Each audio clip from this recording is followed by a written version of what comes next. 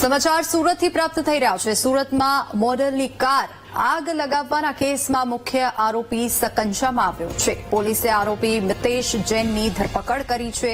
મોડલે મિતેશ જૈનની સાથે વાતચીત બંધ કરતા કાર સળગાવી હતી।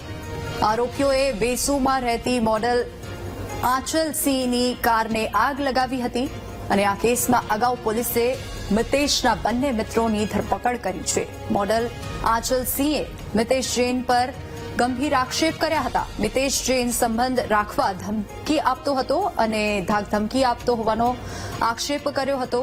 મોડલ પર એસિડ એટેક કરી સળગાવી દેવાની ધમકી આપતો હતો। ગત તારીખ 29 મે 2025ના રોજ અલથાણ પોલીસ સ્ટેશનમાં આ કામના ફરિયાદી જે છે એ આરોપી મિતેશ જૈન વિરુદ્ધ પોતાના ફેક એકાઉન્ટ બનાવીને પોતાના જે સાથે રિલેશનના સમયના ફોટોગ્રાફ્સ છે એ ફેક એકાઉન્ટ પર અપલોડ કરીને એમના ફેમિલી મેમ્બરને વાયરલ કરવાના, આ ઉપરાંત એમને અજાણ્યા નંબર પર વોટ્સઅપથી એમની સાથે ગાળી ગલોચ કરવાની એક ફરિયાદ આપી હતી।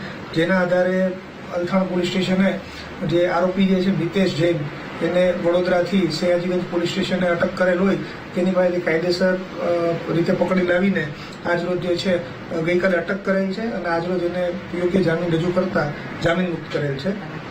એમાં ફરિયાદી એવું જણાવેલ છે કે જ્યારે તેઓ એકબીજા સાથે અગાઉ રિલેશનમાં હતા ત્યારે જે એમનો જીમેલ એકાઉન્ટનો પાસવર્ડને જે છે એ આ કામના આરોપી મિતેશને ખબર છે, જેથી કરીને એમના જે અગાઉનું જીમેલ આઈડી જે છે એનો ઉપયોગ કરીને નવા ફેક આઈડી બનાવેલા છે અને એ ફેક આઈડીનો ઉપયોગ કરીને એમણે જે છે આ રીતે એમને પરેશાન કરવા।